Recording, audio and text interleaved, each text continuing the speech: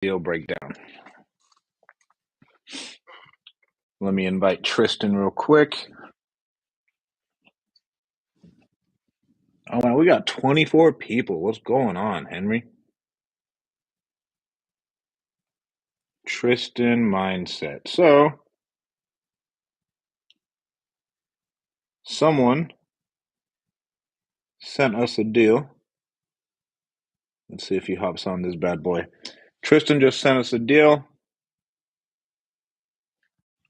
And here are the basic numbers. All right, so we got a purchase price of $425,000. Terms amortized over 30 years.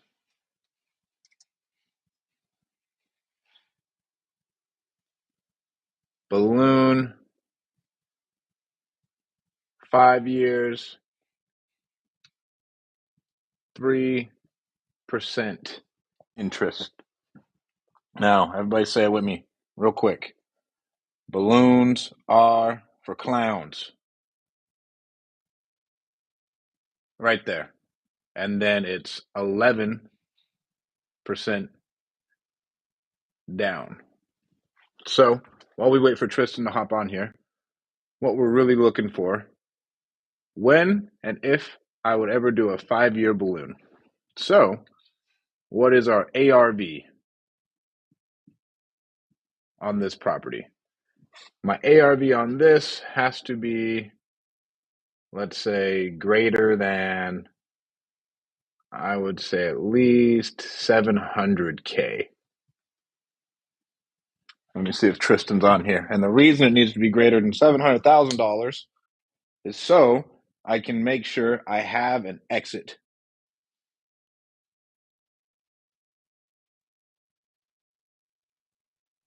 Ulysses, thank you so much. Henry, what's going on? And you guys, if you have any comments, I will get to them. For whatever reason, I cannot see the comments, so it makes it hard. Let me see if I can add Tristan in here again. So the reason we're going over this is because these people will tell you, I want a short balloon. And to me, that is the worst thing you can possibly do. And only because when, let's say if I overpay for this and I have a really short balloon, right? So let's say I'm like, okay, we're overpaying for this property by 100 grand of what we think ARV is. Let's say ARV could possibly be 325K. That would mean I expect it to appreciate up to the moon like Doge by 100K in 5 years. Because on this 3% interest, with this 30-year amortization, essentially over the next 5 years, I'm only going to be making interest payments, nothing else, right? Because the way the amortization schedule works, I don't think you even start really touching principal until like year 7 to year 10. So if we do this quick math of, let's say, let me pull out my calculator. Let me see where this AM calculator is.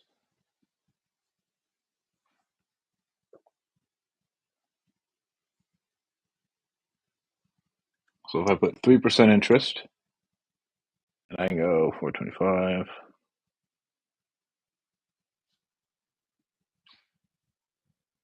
I don't even know what that math would be. 3% interest at 350. So that means I'm looking at it, my monthly payments would be somewhere around whatever it is. $1,400. Let's call it $1,500. And I will have paid in that 5 years $50,000 in interest.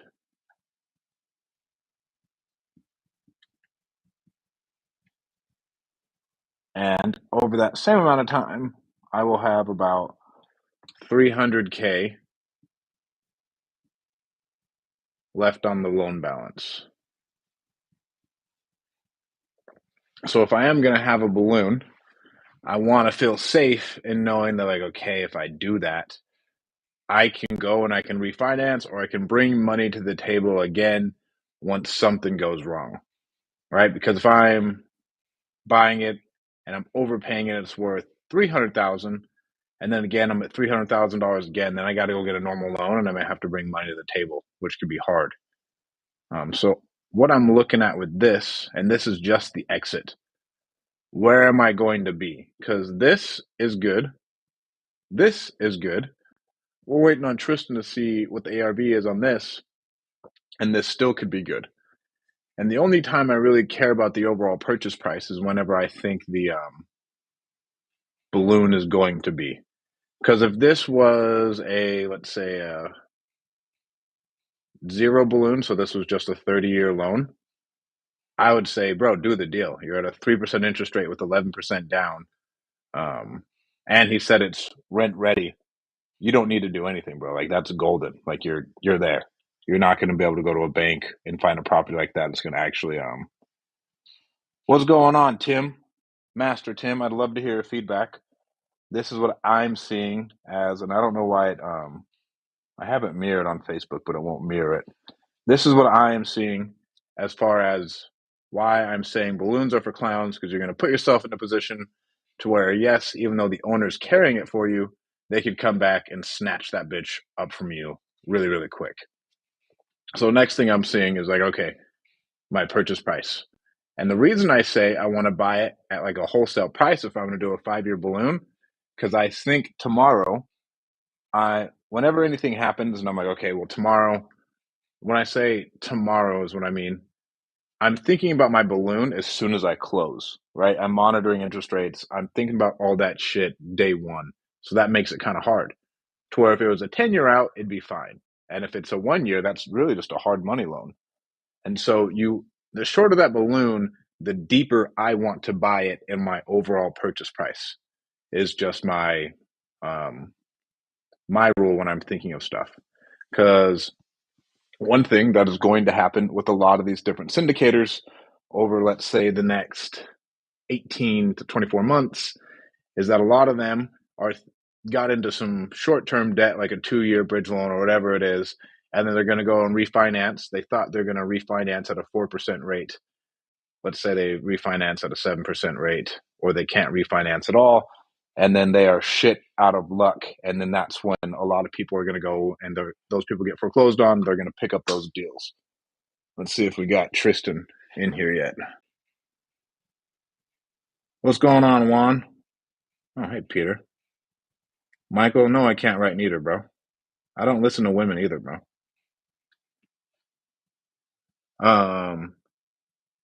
Henry Sanchez. What if it was a 3-year balloon? If it was a 3-year balloon, it's still the same thought process. Like a 3-year balloon, I'm not excited about that. What's going on, Lame? We're going over why balloons are for clowns and what exactly we constitute as a very, very stupid balloon. What's going on, Josh? 1 minute.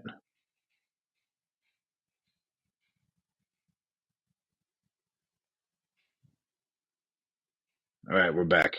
We lost some people. We're still waiting on Tristan. But so that is what I'm looking at. So now let's say if my ARV was 700,000,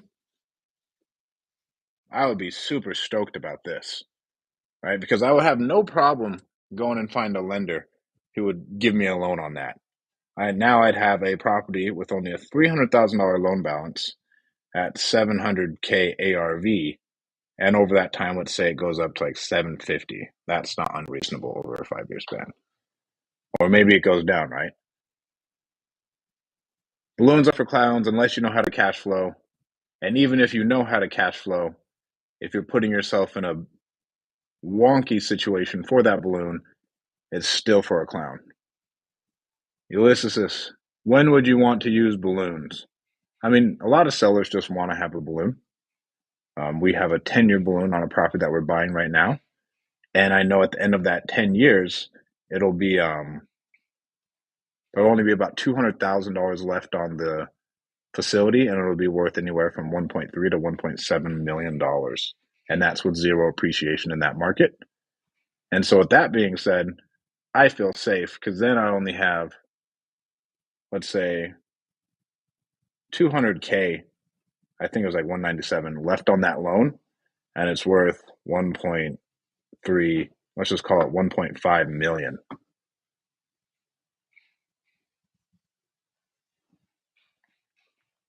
We're chilling, right?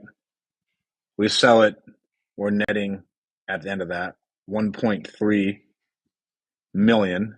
And since it's in an opportunity zone, that is all 100% net to us.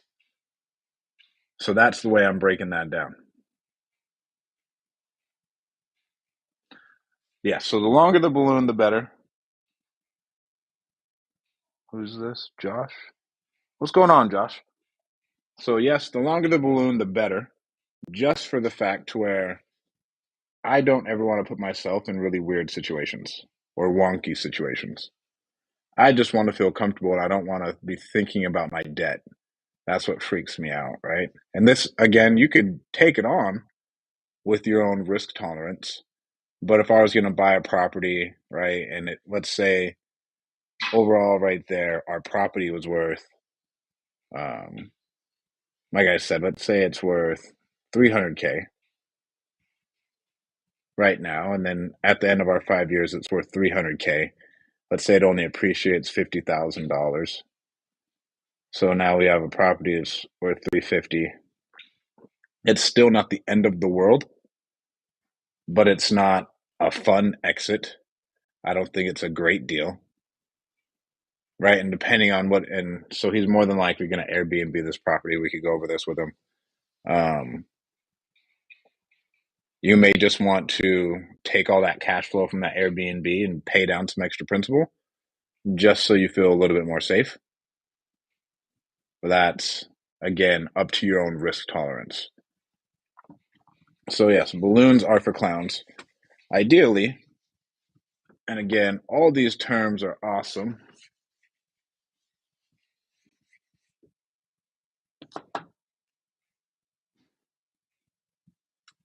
So our 425, 30-year AM's awesome. Well, 30-year AM doesn't really matter.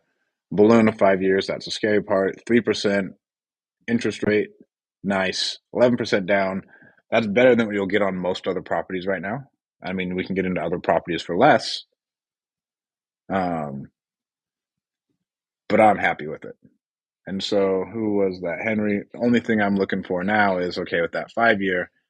I would even say, hey, I will give you more, a little bit more on the purchase price if you push that out to 10 years. And they'll end up making more money in interest anyways. And so the reason I'd want to know why do you want this 5 year balloon? Like, what is it that you were stuck on? And the reason you do want said 5 year balloon? Because they may want it for a specific reason, and we could cover that.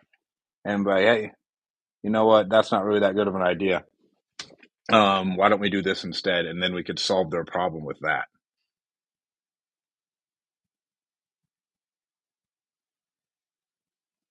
Man, this dude Tristan said he'd be here 15 minutes ago, and I was going to break it down for him. And he's taking forever. Any questions, guys? Because if we don't have Tristan, I'm probably just going to hop off because that's the deal breakdown that we needed to do. And that is what I think, and that's the reason I analyze it. But the biggest thing you always want to check is like, what is that overall purchase price? Because, right, if we got let's say it's like the storage facility, we're buying it for, if we're buying this, the ARV is $1 million. We're pretty much buying it 1 million, and we're buying it for $425,000. Bro, we're golden. I'll take a 5 year balloon on that all day. That's a really, really good hard money loan. right? And the reason I see it that way is because it's amortized over 30 years, and we have a 3% interest rate and only 11% down. So you're telling me I can get into $1 million asset for like 60K or whatever? That's a banger.